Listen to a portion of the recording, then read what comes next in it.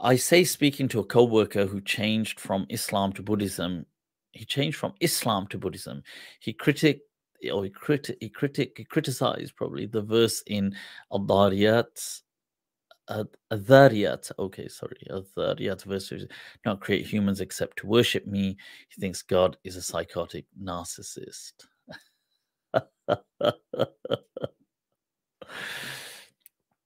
Allah, Allah.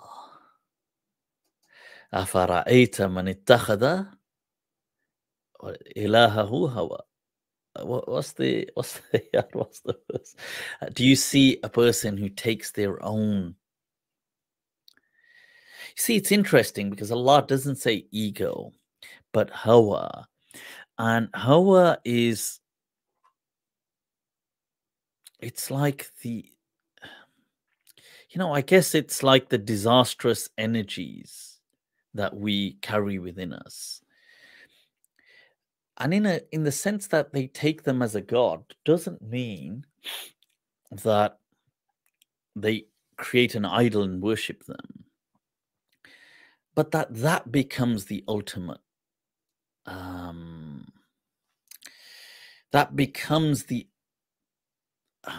ultimate judge or authority to decide what is right and wrong and how to adjudicate. So let's take this as an example. You mentioned, look, somebody said, I did not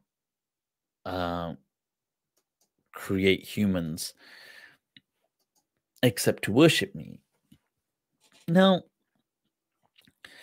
firstly, I would say that this person saying, look, God is a psychotic narcissist. You see, to that, I would say that this person is struggling with something, with an inner fight. Naturally, they've gone to, let's say, Buddhism because they want to, they want to quieten that inner noise. And they feel that maybe they feel they've been hurt, and maybe religion has been misused, maybe whatever their journey, whatever their story is. But often perception is projection. So when people say God is a psychotic narcissist, often these people may be, as Jung would say, that people, what we hate in people or someone, and I would say here, even the way they're using God as an example, what we hate is often a projection of something we find in ourselves. This is why we loathe it so much. So usually when you hate someone about something, it's more telling about you than it is about them. So, because these are like hatefully charged terms, psychotic narcissist. You can tell this guy's going to be fun. He's like, yeah, definitely bring him along. Not. So this is, you can tell this person's like, whoa. So, yeah, their struggle is with themselves. The day that war within, that battle within comes to an end, they'll see that, that Allah had waited for them all along. If they make it, that is. If, unless this life of theirs is consumed in this battle. Let's just take that verse, very briefly, that I did not create insan. I take it you're talking about the same one. ما خلقت what is it? ما خلقت الجن والإنس إلا ليعبدون. That I did not create creation. So obviously ins is the only jinn. If you mean by the unseen, then here, okay, let's look at insan because that's pertinent to the discussion. To not create an insan إِلَّا لِيَعْبُدُونَ. Now, many people have translated that as إِلَّا لِيَعْبُدُونَ. That lam here is لِتَعْلِيل in Arabic. Now, lam, if you go to an Arabic dictionary on grammar, it will give you in fact, you could go to, you know who had a great one? He's my teacher as well, Sheikh Abdul Ghani al-Diqqar. Amazing, epic, he's a giant of the Arabic language. Great sense of humor, wallahi. He passed away before, he was from Damascus, Syria, and he passed away before the whole, the uprising and all of that, and the unrest in Syria. But he was honestly, he was amazing. He must have been probably in his 70s maybe when I got to meet him. So I used to go to the masjid, in that masjid, to get ijazah in the Quran. After I did hifz, I went to Damascus, and so I read the entire Quran to a sheikh who had ijazah, who gave me that kind of chain of transmission in the Quran, going back to the Prophet. So I had to read the whole Quran. So I would go every day and read a juz.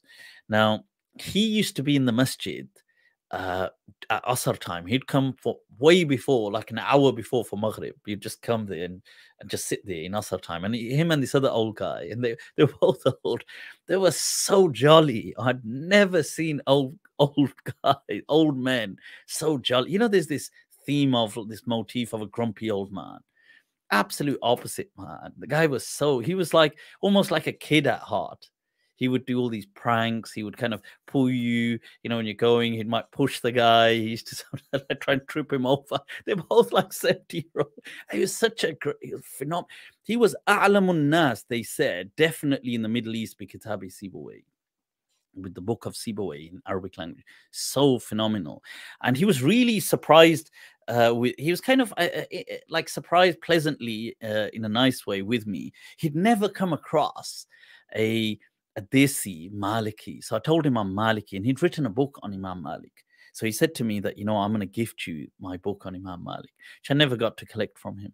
But he said that I've never come across a Maliki who's from Pakistan, or like, who's Desi like that. And he used to love Imam Malik as well. He used to have a weekly running commentary on Fath al-Bari. It's a commentary on the commentary on Sahih al-Bukhari of Ibn Hajar. So this is how huge he was. And in grammar, he was just a don. He was like, he had no rival, honestly. And I used to run I used to be quite obsessed in that day and age with grammar. I used to run some grammatical things past him, some opinions. When you're delusional and you're young and you think you can have opinions in grammar. So I said to him, Sheikh, what do you think of this? And I remember there was one he was quite impressed with. He was like, like, that's an interesting one. But I was like, whoa. Otherwise, I used to be like, Sheikh, what's this? He would be like, no, this is what Sibawayh, and this is this, and this. Anyway, so you could just take his dictionary, any dictionary. You go to lam, and it would show you what lam comes for in the Arabic language. And it comes for many things. But let's say one common thing, ta'lil, it comes to justify something. So let's say I did this لأنجح, so I succeed. I اشتغلت لأنجح أو حتى that's حتى, you could use حتى, but لي here as well, lam. Let's say it's للتعليل, or to justify an actual thing, like the reason I wrote this book لينفع الناس. Okay, so it may benefit people. Now I'm giving the justification, lam ta'lil, for why I'm doing something. But lam can come for other things. It can come lil aqiba. It can come as a consequence. You see. So here, you see, now if you read, so for example, imagine I said, if I said,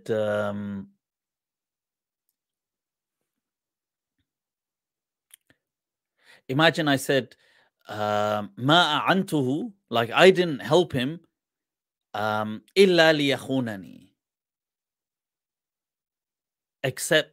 except so he betrays me.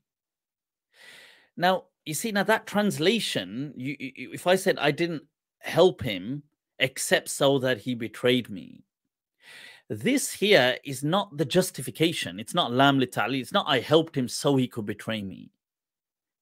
It's saying that, hey, check this out. I helped him, and as a consequence, he betrayed me. So here now you see this verse of the Quran that ma khalaqtu, I did not create ins and jinn, I did not create them illa liya'budun. See, I brought them into existence. I gave them consciousness and awareness. I gave them the potential, the agency to act freely. Illa, except liya'budun. As a consequence, they worship me. Allah. Out of gratitude, they worship me. See, it's the same verse. It's not nothing. It's the same lamb. Now, you may say, well, some people interpreted it that way. Sure, but it's the same lamb.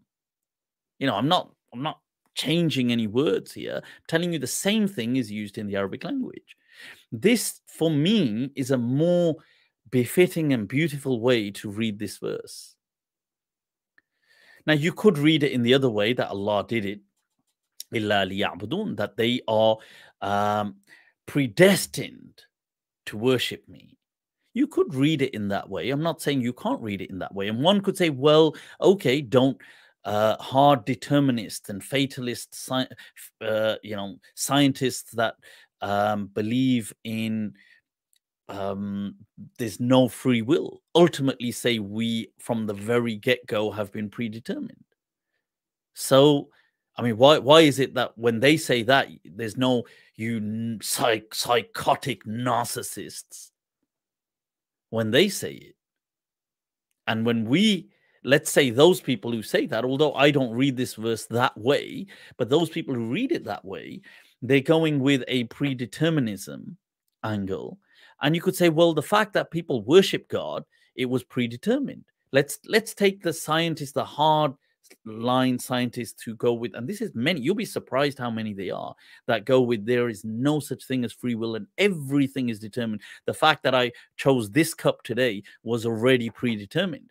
Now, these are scientists, atheists who go with this. So, you know, check it yourself, check the data on it. And they're going to, I know, refer to the Libet experiment. But these things have also been refuted. But coming back, staying focused here, that look, or when I say refuted, reasonably, as in they've been critiqued and criticized, and many, there's other scientists that have raised a lot of challenges with Libet's experiment on consciousness and free will, and one obviously being of distal and proximal free will and other things. But okay, so let's focus here. When these scientists say that every single thing was predetermined, and the fact that people are worshipping today, they're going to say, well, this was predetermined. And it was ultimately predetermined from the beginning of life as a whole, and it's been coming down with this whole, but it's beyond out of your control. You don't call those scientists psychotic narcissists, but you say, okay, maybe you don't agree with it, but you're like, oh, okay, I can't argue with them. They're scientists. And so, okay, these people who take this reading of the Quran to say, well, it was predetermined, that's why people do it. You say, oh, it's psychotic narcissism.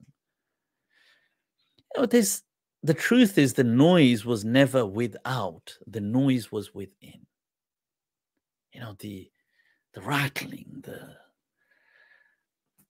you needed to quieten that. So to me, the other way to read it as a consequence is, it shines true in light of the greater reading of the Quran. La in shakartum la azidannakum.